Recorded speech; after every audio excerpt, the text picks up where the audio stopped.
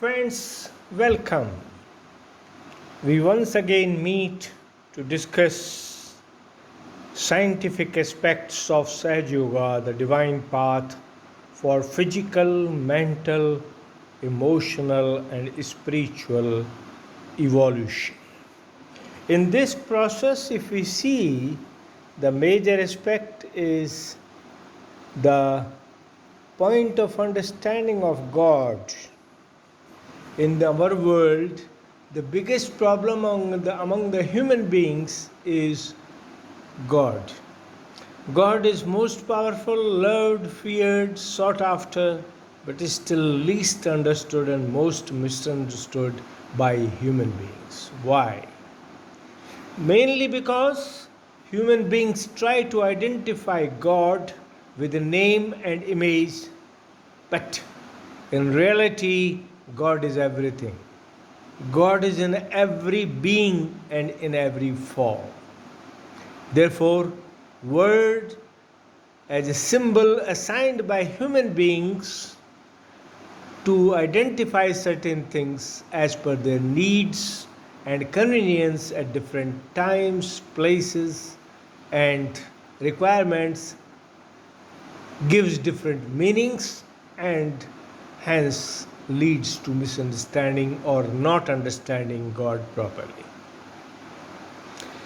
Creation began with Big Bang, according to science, but silence moving forward and emerging a sound of Om and energy according to spirituality. Both energy and consciousness and every other item in nature exists in natural form and generates vibrations which are unique. These vibrations are the same which were coming from silence and continue to come into the creation in various forms. Animals, trees, objects, all understand. That's why they're called in the Pash of Pashupatinath. But human beings are confused because they have intelligence, they think they can understand everything through brain-mind system and their own nature, the pravrti, tamasic, rasic, sattvic, makes them think in different ways. It is here we have to look at Sahaja Yoga as a path which works through vibrations, can communicate and can be understood without assigning any words to any form. This is what makes Sahaja Yoga the divine path for pure universal religion, that is, knowing God and uniting with God. With these few words, we would like to discuss the topic in various aspects from background of the previous ones: energy, origin, energy, consciousness, kundalini, divinity, Sahaja Yoga, self-realization, etc. If you recall, the creation had begun from silence. Silence has been assigned names like Parambrahma. Silence has been assigned names like Parambrahma, Sadashiva, Mahakal, etc., etc. But for our discussion, let us restrict to Parambrahma, moves forward into Sadashiva form, which takes a form and divides itself or breaks itself into two, Shiva and Shakti. It is this sound of separation of Shiva and Shakti which gives birth to what is known as Big Bang or Om sound. The main source of creation in this is Adi Shakti, which is primordial energy, or Shakti as the primordial energy, who transforms herself into three forms known as Trigunatmika, Prakriti, Mahasaraswati, Mahakali, Mahalakshmi. On that.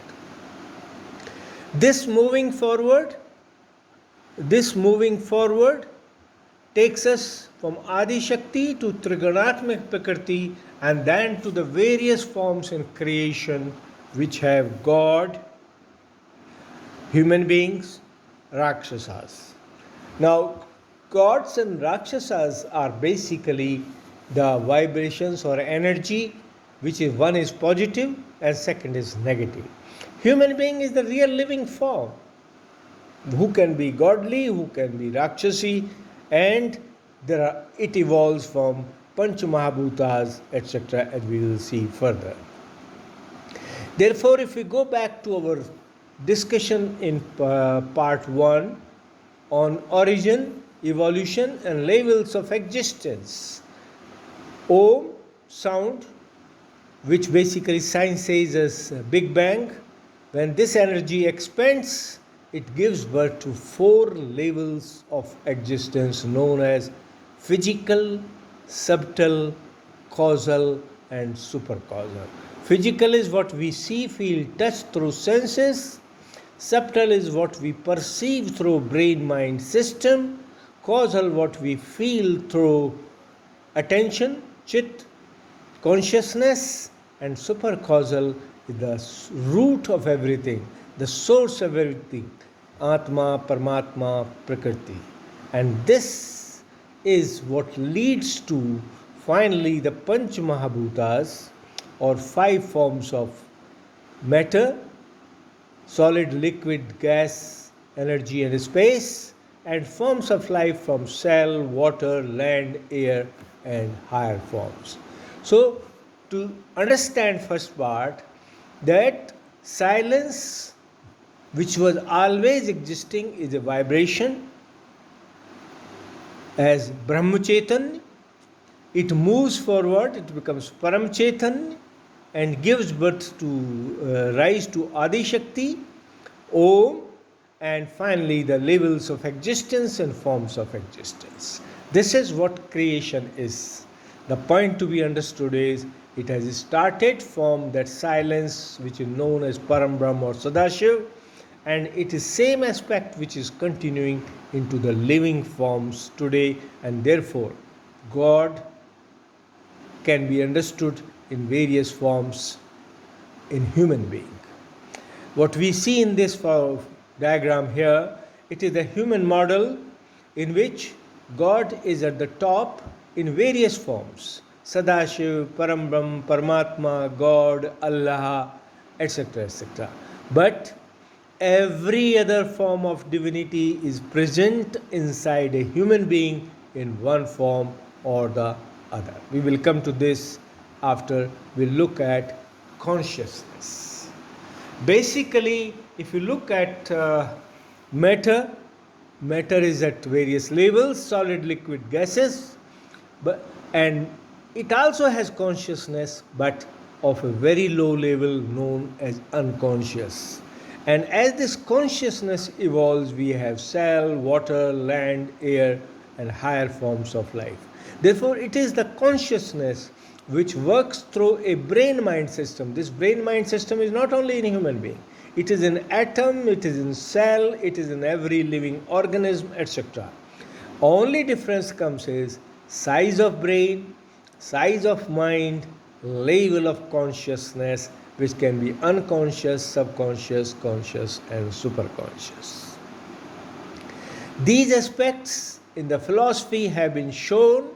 Since our discussion is mainly from God point of view, we consider God as a form of energy, the vibrations which emerge from silence as Om and transformed into the waterborne fish, waterland mixed form, kurma form, nursing form, Vaman form, which is human, then went to the Parshuram form, Ram form, Shiva form, Krishna form, into Buddha, Mahavir, Christ form, and Kalki.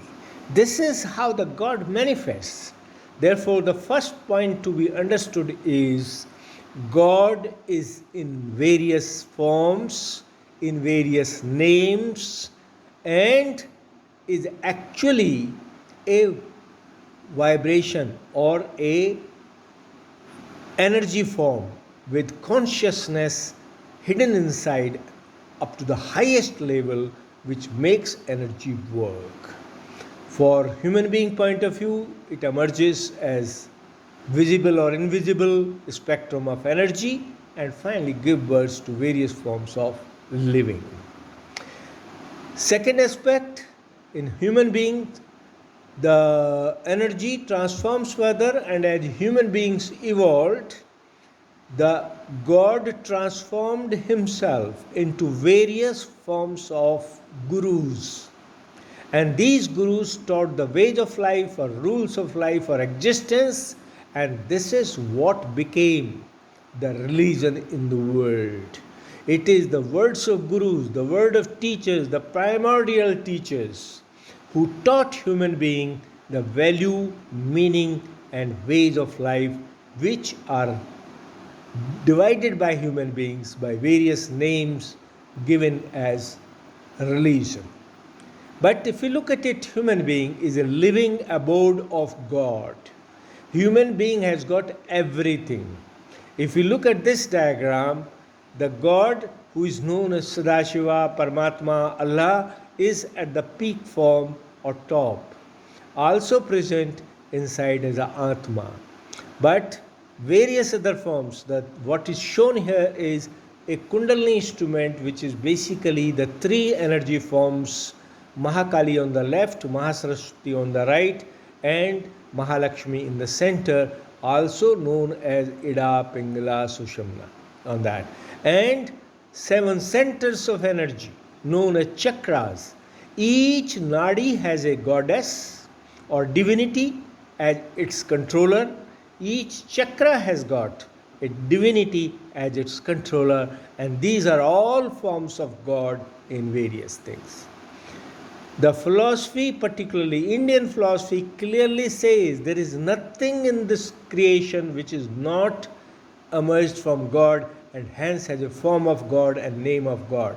That's why Hindu philosophy worships air as God, water as God, space as God, light as God, sound as God, fire as God, and even within human beings, even in the material existence, people worship solids, liquids, gases of various forms, but most importantly, all these aspects are part of the human body and make the human being as a human being. Therefore, human being is a living abode of divinity and hence a reflection of God on this earth.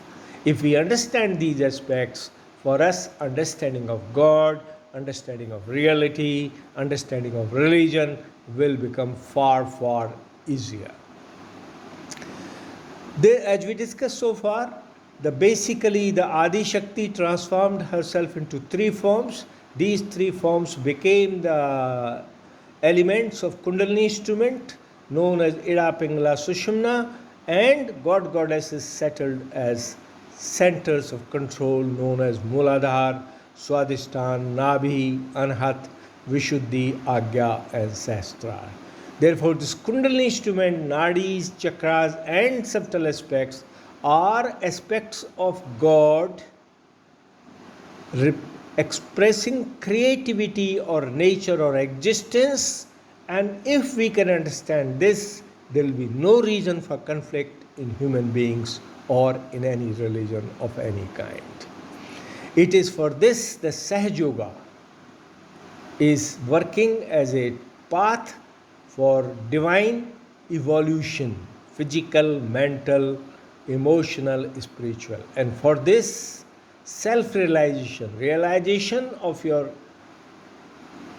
existence as a reflection of God, realization that your Atma is the reflection of God, your body is the abode of God, your energy, works, desires, actions are expression of God.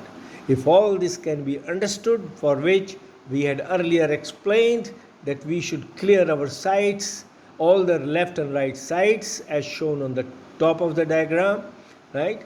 And then raise our Kundalini as shown in the middle part, and then finally awaken this Kundalini, tie up this Kundalini, and have the feeling of vibrations in our living system, the body, in hands, on head, in body parts. That is what makes Sahaja Yoga the path for divine evolution. Basically, God is energy and consciousness. God was in silence and God is in every form of creation.